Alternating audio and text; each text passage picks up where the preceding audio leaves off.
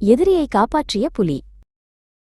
அடர்ந்த காட்டின் நடுவில் வீரமும் கம்பீரமும் கொண்ட புலி ஒன்று வாழ்ந்து வந்தது. அதன் பெயர் வெங்கை. வெங்கை தனது காட்டை மிகவும் நேசித்தது. ஒவ்வொரு நாளும் தனது எல்லைகளை காத்து அமைதியாக உலாவரும்.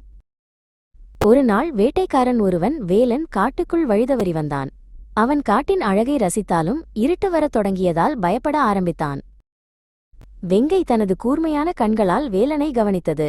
பொதுவாக மனிதர்கள் அதன் காட்டுக்கு வருவது வெங்கைக்கு பிடிக்காது. அது தனது எல்லைக்குள் அத்துமீறிய ஒரு எதிரியாகவே வேலனை கருதியது.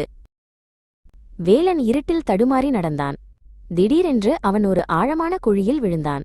அவனால் வெளியே வர முடியவில்லை. அவன் உதவிக்காக கதறினான்.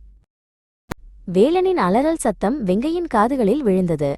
வெங்கை மெதுவாக அந்த குழி இருக்கும் இடத்தை நோக்கி சென்றது. அங்கே வேலன் பயந்து நடுங்கிக் கொண்டிருந்தான். வெங்கை வேலனை பார்த்தது. இது ஒரு எதிரிதான், ஆனால் இப்போது அவன் ஆபத்தில் இருக்கிறான். வெங்கை என்ன செய்வது என்று ஒரு கணம் யோசித்தது. தனது இயல்பான வேட்டை உணர்வை விட இரக்கமே மேலோங்கியது.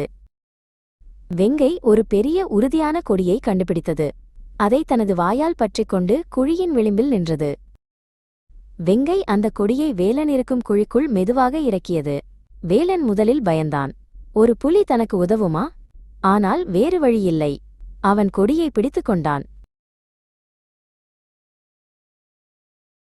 வெங்கை தனது பலம் கொண்ட உடலால் கொடியை மெதுவாக மேலே இழுத்தது.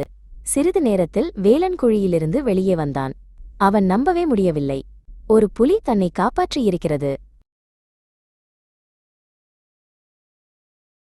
வேலன் வெங்கையை பார்த்து நன்றி சொன்னான். வெங்கை அமைதியாக தலையாட்டிவிட்டு காட்டுக்குள் மறைந்தது. அன்று முதல் வேலன் காட்டை மதித்தான். எந்த உயிருக்கும் தீங்கு செய்யவில்லை. எதிரிக்கும் உதவும் குணம் உண்மையான வீரம் என்று வேலன் புரிந்து கொண்டான்.